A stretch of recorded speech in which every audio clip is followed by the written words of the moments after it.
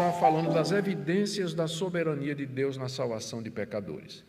Ali havia, não era só Saulo de Tarso que era pecador e precisava de redenção. Com ele estavam mais alguns soldados da guarda do templo, judeus, como Saulo de Tarso, não eram instruídos na lei, mas trabalhavam com o capitão do templo na segurança do templo. É provavelmente essa escolta que estava com ele ali. Quantos homens eram? Não sei, 10, 12, 15. Entretanto, somente Saulo viu a Cristo. Dezenas de passagens mais adiante, nos livros, nos demais livros do Novo Testamento, vão se referir a esse momento, pelo próprio Paulo, dizendo que ele viu o Senhor. 1 Coríntios capítulo 9, ele diz assim: não sou eu, porventura, apóstolo, não vi a Jesus o Senhor, só ele viu, os outros viram uma luz, mas no meio da luz, Saulo viu o Cristo glorioso e ressurreto, só ele e não os outros. Por quê?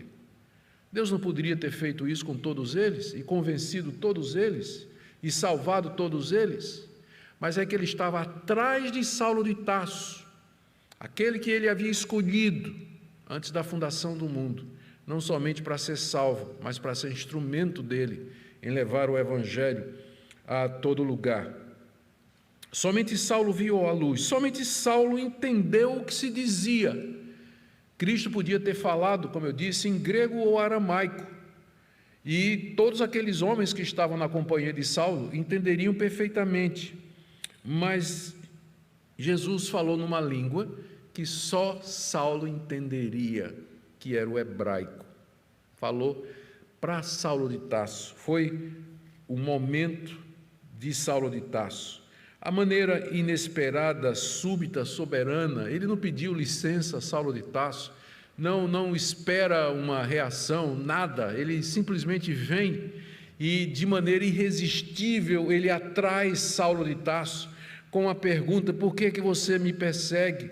Com a aparição da sua glória, com a manifestação da sua presença, com o brilho da sua ressurreição, ele convence Saulo, ele persuade Saulo, de maneira que, muito involuntariamente, de coração desejoso, quebrantado e humilde, Saulo entra em Damasco como um discípulo convertido. É isso que Deus faz. Ele convence, ele persuade, ele chama de maneira irresistível aquele que ele deseja chamar. E o chamado vem. Aquele que é chamado, ele vem mesmo.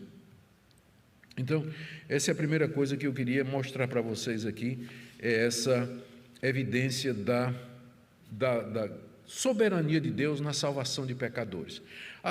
Meu segundo ponto é que não há impossíveis para Deus converter pecadores. O exemplo de Saulo basta. Haveria no primeiro século alguém mais, humanamente falando, impossível de ser convertido? Tanto é que quando chega a notícia, quando Cristo aparece a Ananias lá em Damasco, vamos ver isso na próxima parte. Cristo vai aparecer a um discípulo chamado Ananias e vai dizer assim: vai lá na casa de fulano de tal e tem um homem chamado Saulo, e você vai orar por ele.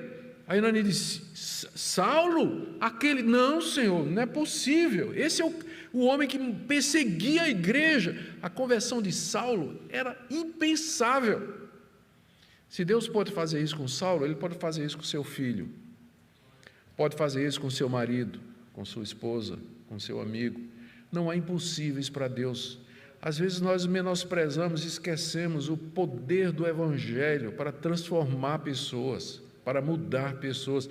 Esse exemplo, essa história está aqui, entre outras coisas, para mostrar o poder de Deus na conversão de pecadores. Então não deixe de orar, não deixe de testemunhar, não deixe de esperar, porque no caminho, no tempo de Deus, essas coisas vão acontecer.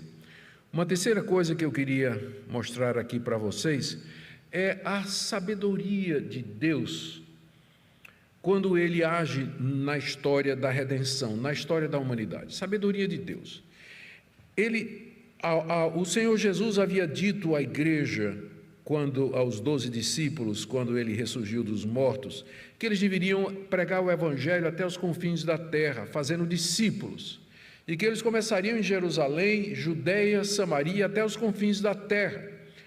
Algum tempo se passou e esse programa não estava sendo cumprido. Nós já vimos a relutância que os judeus tinham de aceitar que outras raças entrassem na igreja, por exemplo, os samaritanos.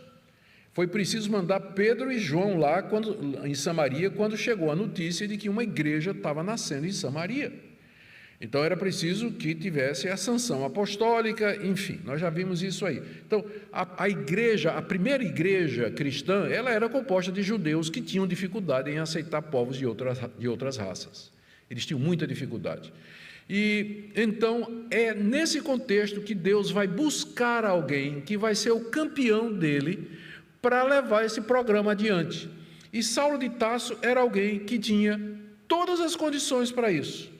Ele era romano por nascimento, ele tinha cidadania romana, portanto ele era versado, com certeza seu pai era cidadão romano, ele herdou do pai, provavelmente então falava latim, que era a língua oficial do Império Romano, o que lhe permitia testemunhar em Roma e diante das autoridades, e provavelmente conhecia, como cita aqui nas suas cartas, alguns autores romanos, Paulo conhecia isso.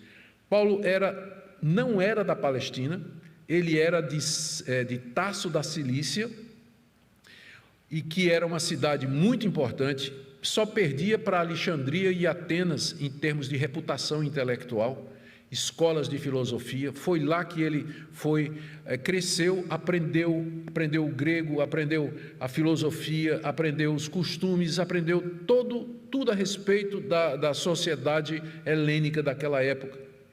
E ele era judeu, fariseu da tribo de Benjamim e foi treinado aos pés de Gamaliel. Era um homem de 3 culturas, era um homem do mundo, por assim dizer. Ele não era um judeuzinho com a mente tacanha, desculpe, eu vou tirar a palavra judeuzinho, era diferente de Pedro. Pedro era um pescador da Galileia. Pedro teve dificuldade em entender que o evangelho era maior do que aquilo ali, mas Paulo era um homem do mundo, por assim dizer, e era um homem cheio de zelo, era um homem que tinha convicções fortes, alguém que quando acreditava em alguma coisa, ia até o fim com aquilo ali, como nós vimos aqui. Ele estava errado, mas ele era extremamente zeloso disso aí. E Deus, com uma única mexida no tabuleiro da providência humana, levanta aquele que vai escrever mais da metade do Novo Testamento, e que leva o Evangelho até os confins da terra no primeiro século. Esse é o nosso Deus. Você podia olhar assim e dizer, mas a conversão de um único homem, sim, exatamente. Deus, na sua sabedoria, faz coisas que a gente não imagina. Por isso, não despreze os pequenos começos. Você não sabe o que é que Deus está fazendo. Mas foi um homem só que se converteu? Sim, mas ele vale por uma multidão, ou não. Ele vale por um exército inteiro. E Deus o usou poderosamente, e podemos dizer, sem medo de errar, que o apóstolo Paulo, depois do Senhor Jesus Cristo, foi uma das personalidades que mais influenciou a cristandade e, com isso, o mundo até os dias de hoje, através de suas cartas. A última coisa que eu queria dizer aqui para nós, irmãos, é falar sobre essa união espiritual. Isso que Jesus disse a Saulo, por que você me persegue, revela essa consciência de que nós estamos unidos a Ele. E que privilégio estarmos unidos com aquele que é o Senhor dos senhores, o Rei dos reis, que tem todo o poder no céu e na terra. Nós somos discípulos de Jesus, nós somos o seu corpo. Veja as metáforas que a Bíblia usa para descrever isso. Nós somos o corpo de Cristo. Ele é a árvore, nós somos o fruto, a videira, João capítulo 15, ele é o fundamento, nós somos o edifício. Várias metáforas que a Bíblia usa para falar dessa nossa união com ele, união inseparável da igreja. Não me refiro à igreja como organização, essa é a ideia de Roma. Roma pensa que a Igreja Católica Apostólica Romana, como instituição, é a extensão de Cristo aqui na terra. Eu não estou falando disso. Isso aí para nós é uma heresia muito grande. Quando eu falo de igreja, estou falando da igreja, o corpo místico de Cristo, por exemplo, aqui representado. Aqui não tem nenhuma organização religiosa representada, mas há pessoas que creem no Senhor Jesus, e nós estamos unidos a Ele pela mesma fé que nos une. que nos une em Cristo Jesus.